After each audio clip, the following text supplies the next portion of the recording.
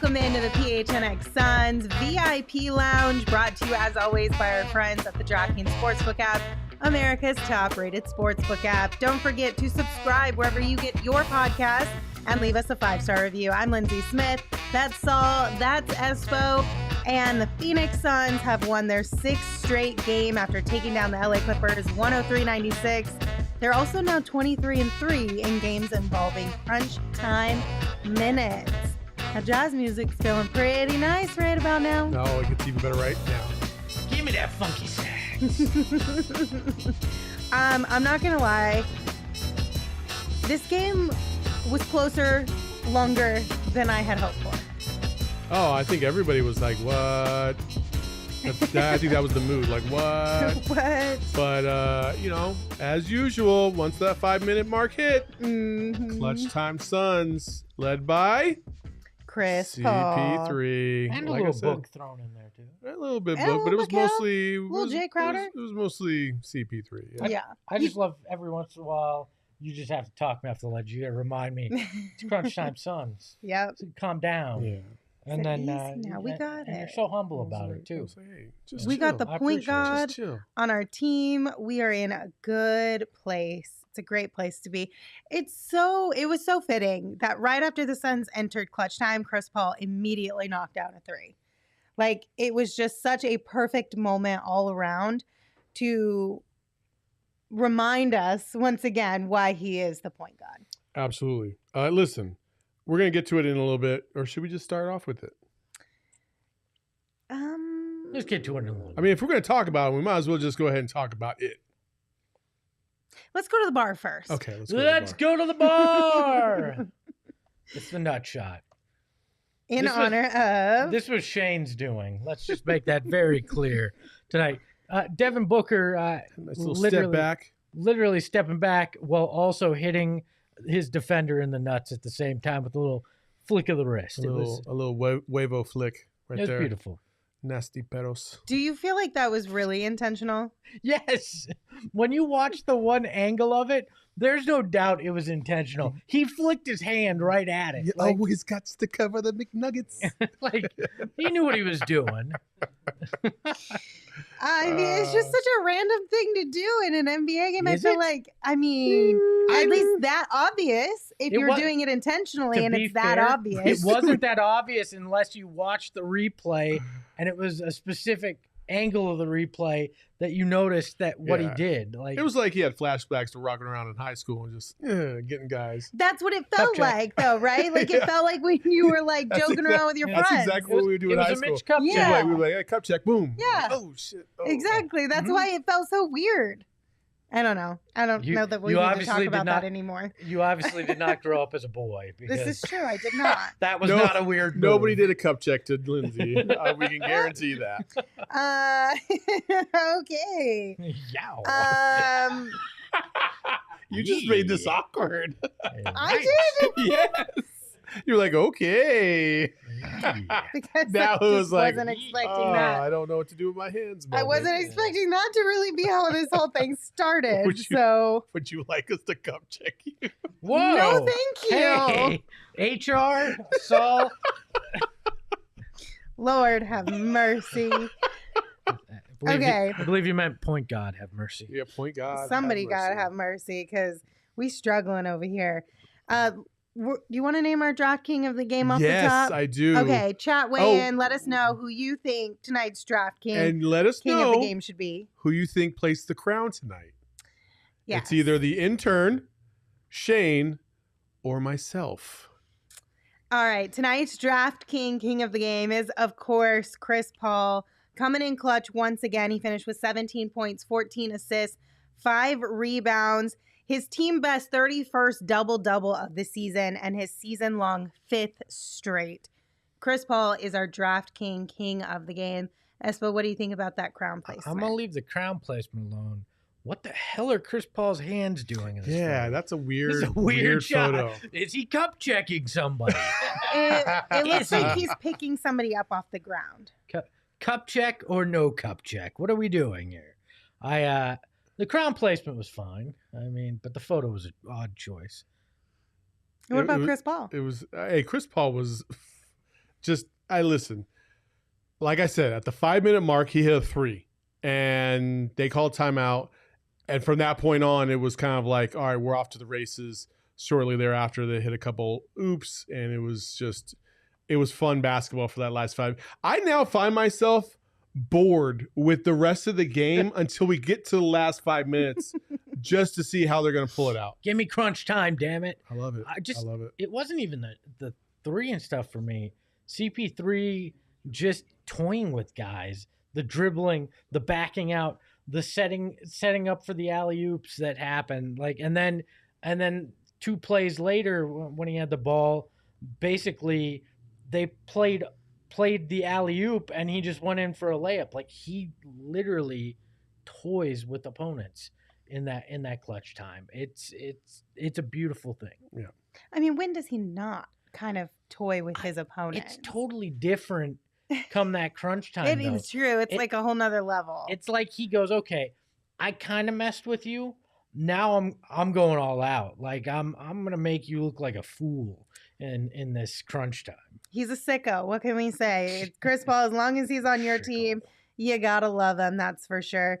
Tonight, Chris Paul again is our draft king of the game. I know a lot of people were saying Mikal Bridges. Timothy said I liked Mikal Bridges tonight slightly more. Honestly, Mikal Bridges was a close second choice. We definitely had him on the list of people that we were kind of throwing around out there. I think it just kind of came down again to those crunch time minutes that really helped seal this deal. But Mikal was one of the pieces on this team that really sparked that sort of turning things around there in the third quarter. He was the boost of energy this team kind of needed. Listen, and if it weren't for the Suns blowing that lead and forcing the, like CP3 to have to be CP3 and Book to be Book in the last 5 minutes, Mikal probably would have been the player of the game. But because they had blown that lead, now you're in the crunch time minutes. It's always about the last 5 minutes when it's tied. That's why we went the CP3 route. But Mikal was right there. He was great offensively. I think I love how confident he's looking. And there was a stretch there between him and DA where it was like no matter where they touched the ball in the court, they were going to score. And DA was fantastic for a little stretch there. And then he kind of fell apart a little bit. Which we'll get to in a little bit. It's just, again, Mikal is just growing and growing and growing. And somebody pointed out on Twitter, this is another element. Like, there's so many elements to what the Suns didn't have last year, despite getting to the finals, that they now seemingly have this year. Mikal's scoring is one of those. Yeah. Honestly, I feel like I don't think it's crazy to say this team is better than last year's team. And for Mikal Bridges specifically, so he finished with 19 points. 12 of those coming in the third quarter alone. He has now scored 10 or more points in a career best 10 consecutive games. He also had 9 rebounds, by the way. But those 10 consecutive games of 10 or more points, that's what I think is most notable, because we've talked about this a lot all season. Monty, at the very beginning of the season, they wanted Mikal to be that third option. We weren't exactly sure if Mikal was going to be that third option or not. To me, it feels like he's finally figured it out. He's coming into truly solidifying that third option. And then maybe different nights, different teams, Cam Johnson can be like a third B, if that makes sense. You know what I mean? Or DA, DA. Well, Mikal, gone are those nights where we're getting 6 points, right? Which was always the frustrating thing. He'd have a 19-point night, and then he'd have followed up with a 6-point night. We're not seeing that now. We're getting that consistency that we wanted to see out of him offensively. So when you can pencil him in with that, it sounds like we say this over and over, but you almost have to with this team. They're next to unbeatable when you get that kind of production. Now, are they better at this point than last year's team? Yes. Does it carry over into the playoffs? We're going to have to see.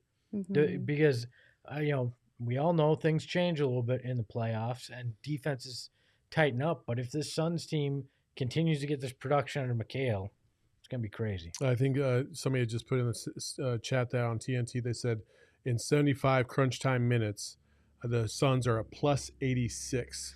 They're also 36-0 when leading after the third quarter. Like, you don't want to see them in the fourth quarter if it's a close game, period. And if they have a lead going into the fourth quarter. Like it's curtains. Like again, I can't remember the last time I've seen a team this efficient all the way around, all around. Like it's beautiful, beautiful basketball, and it's only going to get better when they stop playing Elfrid Payton. So And they're 47-0 when they lead at the final buzzer. So. Heyo. look at you. Analytics. That's what you come here for. Yeah, but it's always so great to see like the younger guys sort of figure it out more and more each time around. I know we've talked about this so many times, but I just think we got so lucky with Mikal Bridges and Cam Johnson. Like as a whole, right? They're amazing players. They're developing pretty quickly, and they're really good chemistry locker room guys. Like those were two really solid pickups for this team overall. Oh yeah, I mean the alternative to those two were players that are struggling on other teams, barely getting any run, and really not doing anything in the league. So especially for Mikal, I just remember when they drafted Mikal, I know there was some rumblings about how you know James Jones and it really was Ryan McDonough had liked Mikal, but not a lot of people really knew much about Mikal outside of the fact that he had won 2 national championships at Villanova. And when he first got here, it was like, okay, here's this scrawny kid who is going to have to bulk up, and can he develop the way the Suns need him to develop to really help out Devin Booker? And man, has he shown out and shown through time and time again. You saw glimpses of it his first year, and then you add Cam to that mix, and it's like you had the blueprint right in front of you with Mikal. Yeah. And Cam's a little bit of a different player, obviously. He can shoot the three at a higher clip, but again, those two together are probably the two best 4 and 5 guys you could possibly hope for in the league. Mm-hmm. The twins. So it's my understanding that wasn't a McDonough pick, Mikal. Well, he was the GM at the time. That it was a more of a James Jones thing. The guy McDonough wanted was Shai Gilgeous-Alexander, which they had a deal done for, and it got kiboshed internally. Which again wouldn't have been the most horrible thing in the world, but we're glad we have Mikal. You never wind up with CP3 in that case either. Whole lot of weird craziness. I don't know about that. So, but yeah, you got it, but that shows you whoever it was. Thanks, appreciate it. Well, exactly. That shows you. That shows you how sometimes it's better to be lucky than good too. In these cases, where one little thing changes and you wind up with Mikal Bridges in this situation where he's the defensive stalwart of your team. Mm-hmm. He's a guy that is huge for your chemistry based on his personality. I mean, he is very much a linchpin for this team and their success. Yeah. I just have to take a minute real quick because I've been taking a lot of L's today and I need this W. Tizdu in the chat said, here to congratulate L-Dog on the correct 7-point prediction. So thank you, Shane. Appreciate you. Who calls you L-Dog? Yeah, I've actually had... When they said that, I was like, it's fine. What? Who the hell's L-Dog? I don't care. Thank you, Shane. Thank you. I don't care. There's it's been fine. way too much barking with Espo lately. Yeah, way too much. I know. I just needed to take my W's where I can like, get them because they're very few and far in between these days. Sounds like Cujo when he was getting choked out.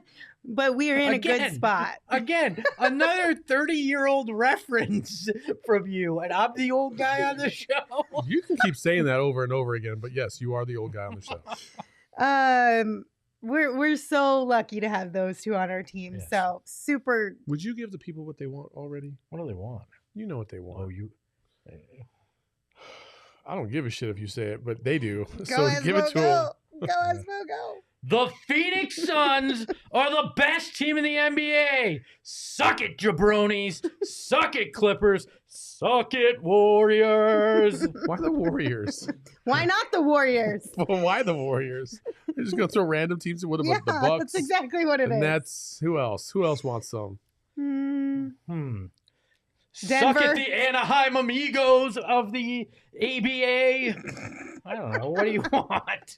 I don't know. Actually, an actual ABA team, by the way, back in the day. I'll get us back on track though, because speaking of Mikal, we have to talk about the fact that NBA.com, the defensive player ladder today, had Mikal Bridges in second. And I'm happy with this. I would love to have him in first place, but the fact that he's actually even in the conversation now, which I tried to bring this up when the Suns first played the Warriors at the beginning, earlier on in the season, that we need to start having the conversations about Mikal Bridges, Defensive Player of the Year.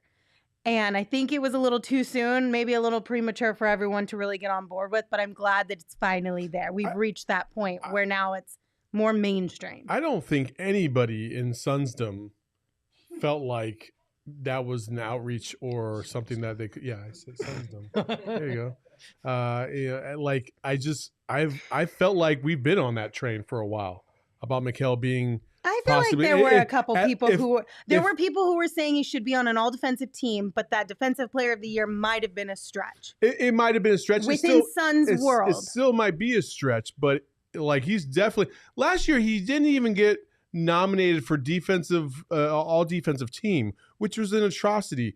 He will definitely be on it this year, and he's going to be in the running for Defensive Player of the Year this year as well. Whether he gets it or not, it's still awesome that people are starting to see that he's a top 5 defensive player in the league. He is. Cool. Right. No, look, you can. He's considering his thoughts. The last, I usually just say whatever comes to my mind. But look, the last time I checked, you could get plus. I still think it was plus 3,500 on Mikal Bridges to win Defensive Player of the Year. Like, that's how there still isn't a true belief in it. It's great that NBA.com has him in that on that ladder, but I'd take that plus 3,500. I think there's a very good chance that he gets recognized as the Defensive Player of the Year.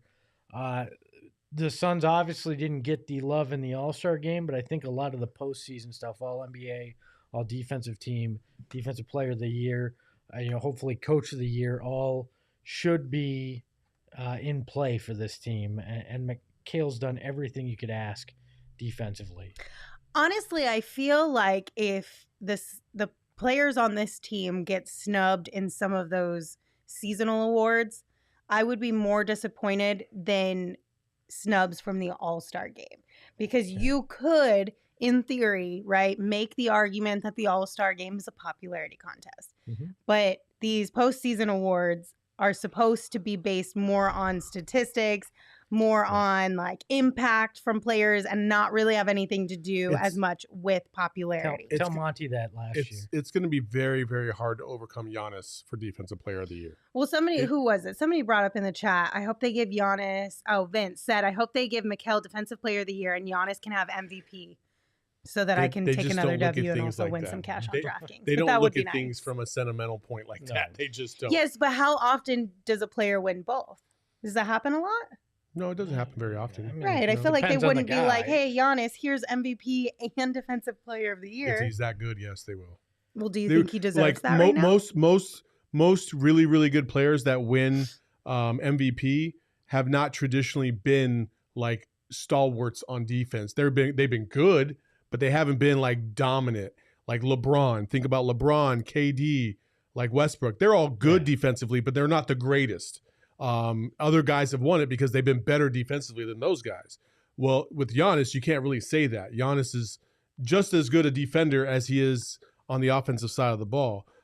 So that's the one exception to the rule, and it just happens to come at this point in time in a time where Mikal Bridges is one of the best defensive players in the league. He's gonna get a first or second team nod. Monty should win Coach of the Year because he got screwed over last year. But again, it's not with the coaches and the players. I think the coaches are the ones that vote on some of this stuff, right? It's a media and coaches, isn't it? Okay, well, who voted in this latest poll or this latest ranking? That's just NBA.com. That's just the NBA.com. So it has nothing to do with him, like them actually checking in with people? No. You don't think so? No, that's one writer at NBA.com going, here's my defensive player ladder. So Taboo's Tidbits, Super Chat, $1.99. Thank you. Mikal Bridges comp, a right-handed Tayshaun Prince. That's a pretty good comp. Yeah, I like that comp. Accurate. Look, tonight on the TNT broadcast, they were bringing up how Ty Lue deserves consideration for Coach of the Year and maybe is even a front runner for Coach of the Year. How damn insulting is that? That's a sub 500 team, and you've got Monty Williams on the other half of the sideline sitting there with the best record in the NBA, doing one of the best jobs we've ever seen in helping change a culture in the NBA. A guy that got screwed last year out of winning Coach of the Year, that deserves it a million times more than Ty Lue. Congratulations, you lost your 2 stars and you've played mediocre. Like, that does not make you a Coach of the Year in my mind.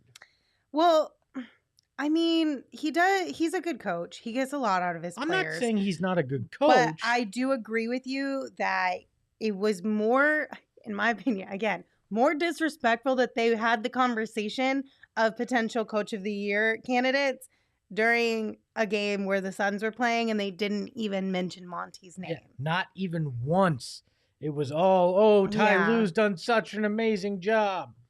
But TNT, some of these, sometimes sometimes it's also about like, okay, it's stupid. It's absolutely stupid that Monty would get punished for having CP3 and Booker compared to like the Knicks last year, who had Randall and a bunch of scrubs, right? Like, and he won it because the perception was that maybe Thibodeau did more with less, which is bullshit. It's absolute bullshit, but it's hard to overcome that narrative. And Tyronn Lue, listen, he coached a good game tonight. Like, his team plays hard. They come up with good game plans against the Suns, but they still don't have 2 key figures. And if they had Paul George and Kawhi Leonard, they wouldn't even be talking about Ty Lue at all. They wouldn't be talking about him possibly being Coach of the Year because they know that those 2 guys are the reason why they're winning. Yeah. It's an unfortunate coincidence and circumstance, and I hope Monty's able to overcome it, because it would be very unfortunate for him to get screwed 2 years in a row because some other guy on another team whose team is trash, it just appeared to be like they did more with less. You know what? I actually am changing my mind on the Thibodeau thing from last year for one very distinctive reason. He had Elfrid Payton starting for him at point guard at multiple times during that year, and we've seen that firsthand again. So maybe he did have a little magic to be able to win with him as a starting point guard. Also, chat, Shane is the one that did the crown placement tonight. That's right. We forgot to tell you guys who placed the crown. My bad. He also picked the picture too. So Do you want recency? Also, can we talk about Elfrid Payton for a second? Straight trash, homie. Let me read this ad read, and then you can talk about Elfrid Payton. How about that? We'll make a deal. So I got to tell all the Hoops fans out there about the latest offer from DraftKings Sportsbook, an official sports betting partner of the NBA. It is too good to pass up. We're talking between the legs, 360 windmill good.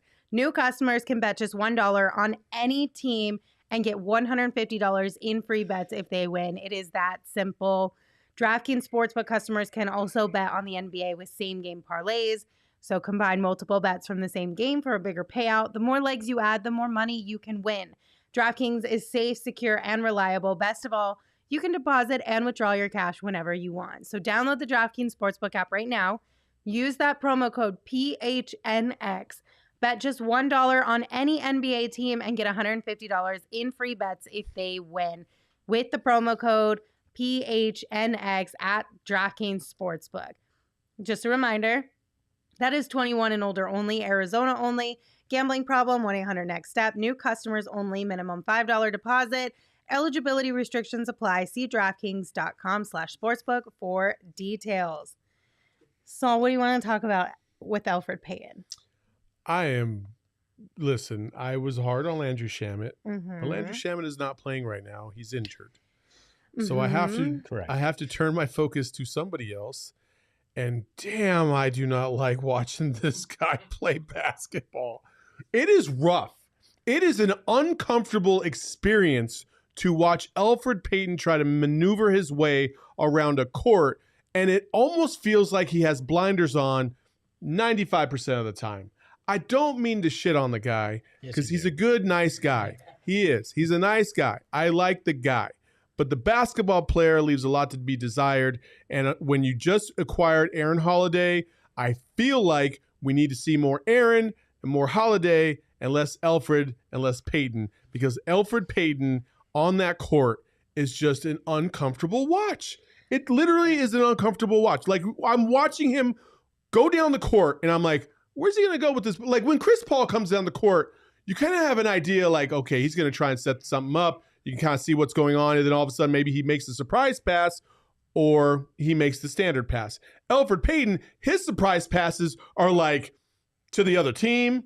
He goes to the basket. He's missing layups, bunnies. Like, it's so hard to watch. I mean, listen, I'm sure soon enough you will see less and less of Elfrid Payton, whether that's because we're playing in the buyout market or because Aaron Holiday figures it out a little bit more and takes over some of those minutes. Like I want to move on to Aaron Holiday, but I'll let you, Espo, have your moment. Go ahead. Elfrid Payton is like going to the gym wearing a pair of underwear that's a size too small. I was trying to avoid Right? the pun. It's just, that's not a pun. When can you avoid any of It's that? like, Come on. It's just That's what we know and love about Espo. It's awkward. It's uncomfortable. Like everything I say on the show. I'm done. I don't need to see any more Elfrid Payton. Yeah. Give me Aaron Holiday. Give me campaign when he's back with Aaron Holiday playing the two. I don't need to see any more Elfrid Payton. Like Howie Dewey says, zero court awareness. Like, Aaron Holiday was in the game. Aaron Holiday is a better attacker to the rim, and he's a better distributor than Elfrid Payton. But every time those two were on the court, it was like Elfrid made it a point to go opposite Aaron every time. Like, Aaron Holiday, outside of maybe one 3-point shot and a turnover, you would have never known he was on the court because he didn't get to touch the rock hardly at all. And I'm sitting there watching Aaron. He's open on the other side. He's moving. He's got an idea of what the offense is supposed to be. But Payton, man, he's just in his own world. He's doing his own thing, and it's hard. It's just very hard. I'm going to stop because it's not fair to Elfrid Payton, and I don't want to trash the guy too much. So that's where I'm going to stop. Elfrid Payton is the Walmart Aaron Holiday. Aaron plays hard-nosed defense, and he's already proven that he can integrate himself into the offense.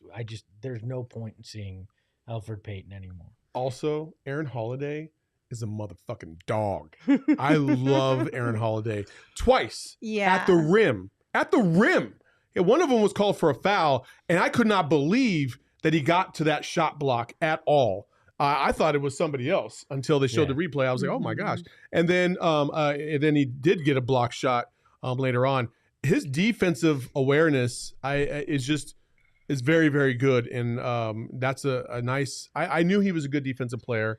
I didn't know how good his shot was going to be. If he would get the ball a little bit more to be able to shoot a little bit more, I'm very confident in Aaron Holiday. We just need more of it. I think that's the thing that a lot of times you can point to with Elfrid Payton is defense. He always plays very hard on defense. But Aaron Holiday plays harder defense. Right. So that's what I'm saying. If Aaron Holiday can provide that as well as some offense, then it almost becomes like his replacement, basically. Yeah. And it's unfortunate for Elfrid Payton, but I mean, Aaron Holiday, he had a really good start tonight. In his first 2 minutes of him being in the game, he threw a lob to JaVale McGee, knocked down a three, and then forced a turnover. Well, and that was a solid 2 minutes of him entering this game. And that three was just straight. I'm pulling up from 30, and I'm doing it confidently and hitting nothing but net. Like, yeah. I've never felt that confidence from Elfrid Payton. Everything feels hesitant, and rightfully so, when you see what he does on offense. When you're a guard and you cannot shoot, like, it sounds silly, but you have absolutely eliminated almost every part of your game because the bigs are down low. It's difficult for you to get your shot off, and unless you get a clear path, there's basically no chance you're going to score. So you got to look to pass. Defenses know that. Aaron Holiday doesn't have those problems. So Aaron Holiday is also 25. Elfrid Payton is 27. So got a couple years between the two of them. What does that matter? It means that you might have more time to get to give to Aaron to develop to become even better by the time he's 27. Oh, I thought you were using that as like an age excuse for why Alfred was so bad. No. Like, I'm saying, It's I'm only a saying if 2-year you're going difference, to he's 20. invest I got in you, one I or got the you. other, I got you. and they're already pretty even with some potential for Aaron to be better. Yeah. 2 years is a big difference. Lindsey likes her third string point guards young, is what she's trying to tell you. Oh my gosh. Oh my gosh. I honestly, Espo and I kind of brought this up while we're watching the game. I'm really excited for when Campaign gets back To see and how gets to that one play goes down. with Aaron Holiday. I think that might be the most dynamic backcourt coming off the bench in the league because that's going to be fun. And those dudes are going to get after it. Oh, man, I'm so excited They're for that. both going to run the court like crazy, too. Like, yeah, that'll be fun. He just seems like, I think a lot of people are comparing him to like Javon Carter as far as like Aaron Holiday. Are we not talking about Aaron Holiday Yeah, we still? were No, talking I about know. I was just making sure. As far as like the energy, the amount of energy he seems to have and brings when he enters into the game. I think I get the comparison. I think he's a more athletic version of Javon Carter. He's not limited physically. He's almost like CP3. CP3 will absolutely get posted up by center and hold his own. Aaron Holiday could do the same thing. That's the difference. Whereas you put Javon Carter on there, he tries. All right, I'm going to transition us to a couple other players we can hand out some flowers to. First and foremost, I do want to give Jay Crowder a little bit of love. I can guarantee that Monty said something post-game about Jay Crowder and the defensive effort he had late in this game. He only had 5 points in this game, but he had 3 steals. I believe 2 of them came in clutch time minutes. Yeah, So. he looked like a cornerback out there. Yeah, he also final had 2 minutes. 6 rebounds, but we got to give a little What did love he to shoot? Jay Crowder. 5. 2 of 5 Okay, from the field, 1 of 3. No, from the deep. in the last 5 minutes. The deep. Listen, if we're going to give Chris Paul love for crunch time minutes offensively, Jay Crowder gets almost just as much love defensively in those crunch time minutes because, and again, couple games ago, I talked about like I'm ready to move on to Cam Johnson down the stretch. This is another reason why I could be wrong is because defensively, Boss Man brings it. He does really important things. I could be wrong. I don't think I am, never but I admit could that be. I'm wrong. Only to my wife. And if you're Smart smart, man. that's what you do. Yes. No, but yeah, Jay just came out and the 2 steals he kind of came out of nowhere on him too. Like that was the pretty thing with him on those, and it's heart and hustle per usual with Jay Crowder on that defensive end, and he came up huge when they needed him. Yeah, so we got to give a little love to Jay Crowder. Small bouquet of Are we giving Small flowers bouquet to of anybody else flowers. tonight, or is that it? Yeah, I whole feel like there's roster. one other person that we should just briefly hand. We got to give flowers Here to comes- Devin I Booker knew every you were about night. to say You that. know this. 26 points, 4 assists, 3 We give steals. Devin Booker, Devin flowers Booker, every here are night. your flowers. Okay, you happy? We'll move on. Isn't that just baked in? Don't we know Devin Booker has his flowers like at this point? Yes, Yeah. but I also don't want it to get to a point where we're just overlooking what he does for I this know, team. I That's know. all. So we don't have to go too far into it, but He there only you gets go. flowers when he drops 40 now. It's right? just one carnation. I just gave him a singular flower. Let's Just make the one. Devin Booker rule. 30 plus, you get flowers. 20 to 30, you get a flower. Okay, deal. You get a boutonniere when you only have 20 to 30. But speaking of Devin, there was a really pretty play between him and Chris Paul. Well, So it is time to take your shot, presented by Arizona Department of Health Services. COVID-19 vaccines are free for everyone 5 and older. Those 12 and older are also now eligible for a booster. Visit azhealth.gov for a location near you. Well, listen, DA caught a lob from Chris Paul, which I thought was super sexy. And then we turn right back around and somebody got a steal. Who was it? Jay Crowder. And Jay gets the ball to CP3 and this mighty fine dose of reality to the Clippers by D Book. I mean, so just beautiful basketball. I want to run that again. Let's run that one more time. Listen, again, one more time. Jay Crowder steal. Chris, full court awareness, unlike Elfrid Payton, and right to D Book. beautiful flush.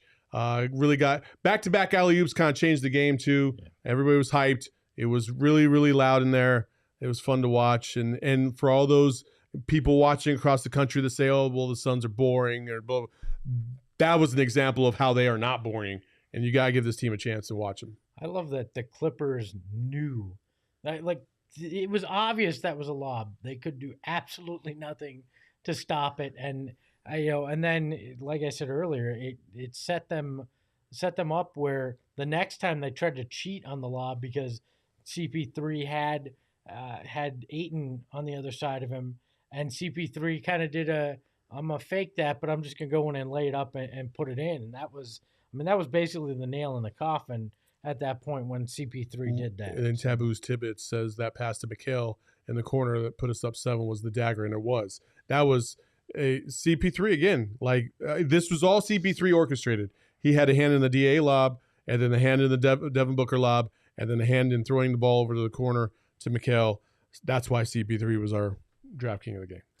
One more time, COVID-19 vaccines are free for everyone 5 and older. Those 12 and older are also now eligible for a booster. Visit azhealth.gov for a location near you.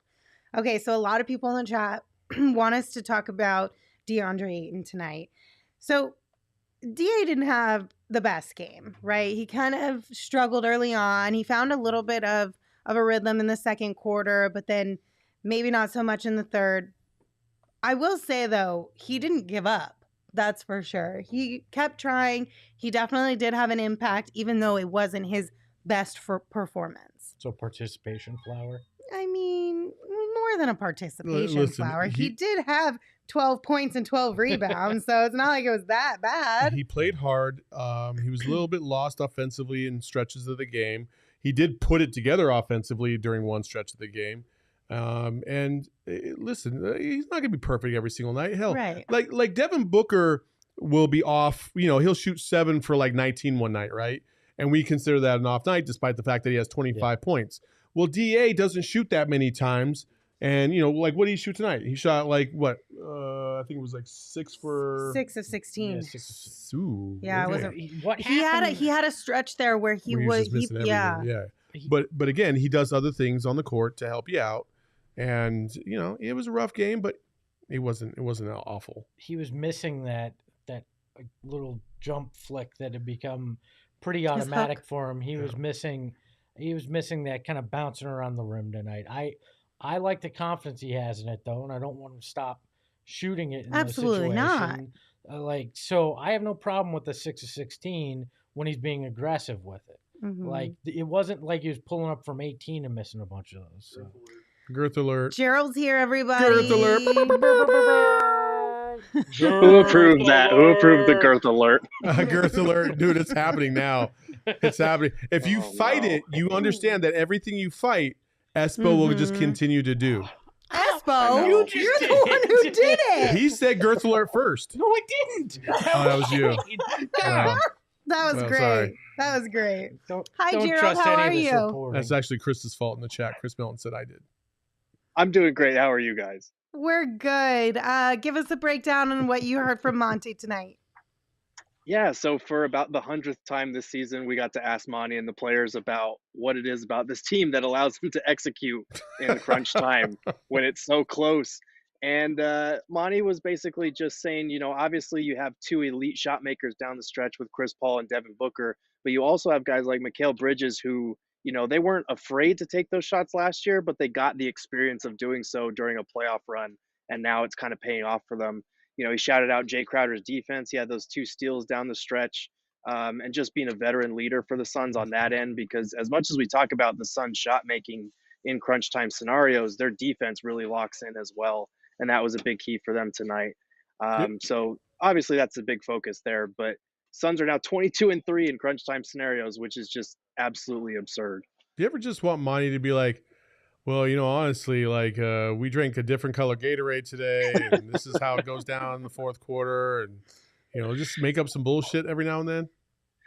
I mean, we're running out of ways to ask the same question about how this team is so good down the stretch. So he might as well just start throwing us something different because, I mean, it's unreal. Like when this game is within 5 points in the last 5 minutes of games, you just don't panic. You don't worry because this team just executes so well. And it could be any guy that hurts you on either end of the floor. You know, we talk about Luke Kennard getting jammed up in the corner. Devin Booker kind of forced that steal there, and then he turns and sprints the whole length of the court and catches that alley oop, and that's a big game changer momentum wise, especially here at home. So this team is just so deadly, and they can beat you on both ends in the clutch. How have we not gotten a Montyism about clutch time yet? I feel like there's some folksy way of saying this team's automatic, right? I feel like usually we don't get a Montyism unless we lose. That's true. I think the closest thing we got was shared success is the best success because we asked about how this team can beat you with any guy on the court. But that was probably the closest we've got. We haven't really gotten a crunch time one for Monty yet. Why don't you ask Monty next time? How about this? Why don't you ask Monty? Let's change it up a little bit. How about you be like, what could the Clippers have done to actually win this game, Monty? Absolutely nothing. You're so good right now. Why don't you start coaching the other team? What do we do? He would probably be like, well, Chris Paul already tells him when to take timeouts. What more do you want from us? That's true. Tiz Dew says, everything you want is on the other side of girth. So, oh, no. I can promise you it's not. Gerald must have had a rough Valentine's Day, is what he said. Listen, we all had a rough day today. Gerald, don't let them piggyback on you. Oh, I'm not talking about. I'm just talking about in general. Don't pin this on me. Don't put this on me. I got you, Gerald. Who else did you get to talk to today?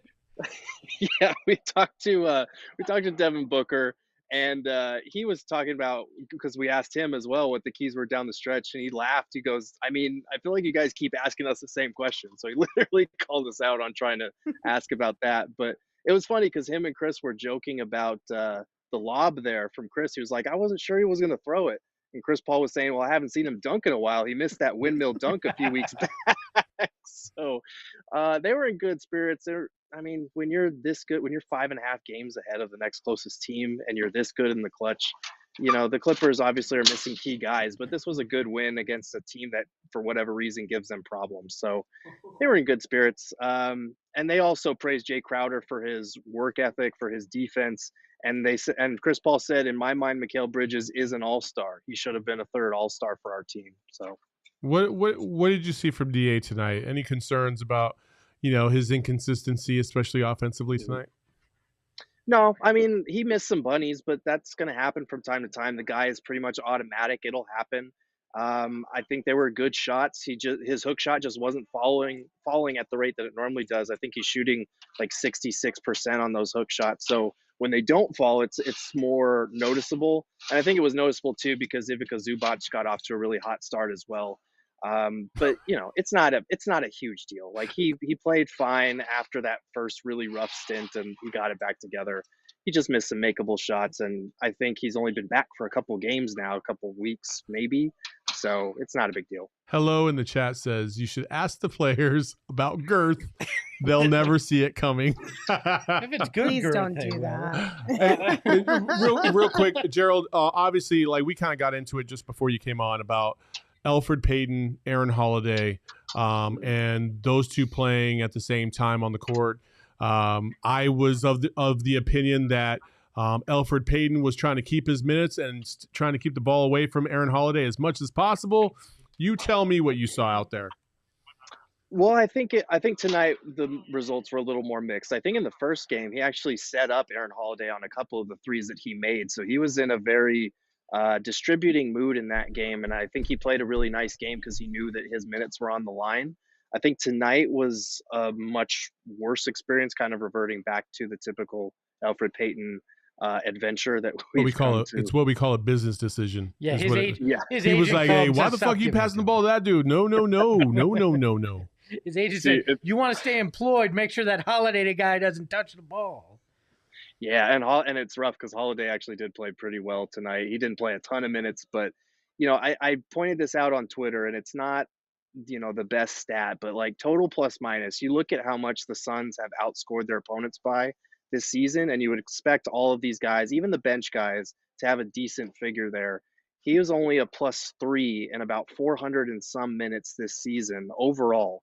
And Aaron Holiday has been here for 20 minutes of action with the Suns. He's already a +4. So just to put that in context, like it's not looking great for Elfrid, and I feel bad because like it's not like he's trying to go out there and ruin Suns leads or whatever, but it is looking like once Landry Shamet is back, we might see Aaron Holiday slide over to the 1 and take his minutes off the bench there. Oh my God, are you telling me that the only choice I have is Landry Shamet or Elfrid Payton? Until Campaign comes Oh, back. thank God. Then you'll get Campaign and Aaron Holiday. Okay, never mind. I'm back. By the way, Gerald, I think the chat wants a new name from Cove Crazies to Flat Girthers. Just so you know, that has been a big popular. Name. Have you shared this new phenomenon with your girlfriend? I have not. That's a personal question. That's probably a smart move. I was not trying to go the personal route. Like, have you told her, like, you know what they call me in the chat now? I have not. Listen, he doesn't need it at home too. I'm trying to hear him. I have not shared the unfortunate nickname. I shared the Pete Davidson thing. She was not a fan of that, so I figured the girth thing might just be an inside the show type deal. Also, Gerald, I don't know if you knew this, but apparently your avatar and my avatar look almost exactly the same. I didn't say almost exactly the same. People literally thought it was me making the choices. That's what I'm saying. Well, when it's the three of us, when it's three, when both of your cartoons are on the screen, it's very obvious who is who. Yeah. Do we need to do a Girth, Wind, and Fire song, DJ Father? Absolutely not. Girth, Wind, and Fire, yes. Oh my Avatar God. Earthbender. You can start singing Love's Holiday in favor of Aaron Holiday. Gerald, anything I else have no you words. want to share with us tonight? I literally have no words. I'm sure. We did it again, chat. Congratulations. Hi, Gerald. See you, Thank Gerald. you. Bye, guys. Poor Gerald. You say that every show. Poor Gerald. Poor Gerald. I know. Maybe it's more poor us. You guys make him leave every single one of these just being like, We love Gerald. He's- Gerald is. I don't doubt honestly, that you love Gerald. Like Gerald is probably top 5 nicest people I've ever met. 100%. Gerald Yeah. is great. Top he would 5. he'd be in my top 5 most beloved Suns reporters of all time. All right. Is that a Let's slight? not get into that again. That's not a slight. Okay. Why would that be a I slight? don't It know. would There's only a be a lot of slight Suns if it was writers. like, you're not on that list. Yeah, Yeah, I said That's all time. when it would be a That's true. slight. Okay, so a couple things. The first thing I want to talk about, you guys are going to get really angry about this, but Oh, I awesome. think it's worth I love your setup. mentioning. I kind of just want to like light a fire and run away. Mhm. Marcus Morris, he seems to always have himself a night when he plays the Suns. So he had 26 against the Suns back in January when they faced off. And tonight he finished with 23. Yeah. Do you think he's still holding a grudge? Is Yeah, this a revenge game really? every time He's around? absolutely revenge effing the Suns. Like for no sure. matter how far Yes. time has passed, it will always be a revenge Always. game. Really, a Morai holding a grudge. Who would have guessed? That's in their MO. That I'm Yeah, well, hey, guess what, Marcus? Suck it. You're on a sub 2 or 500 team, and the Phoenix Suns are the best team in the NBA.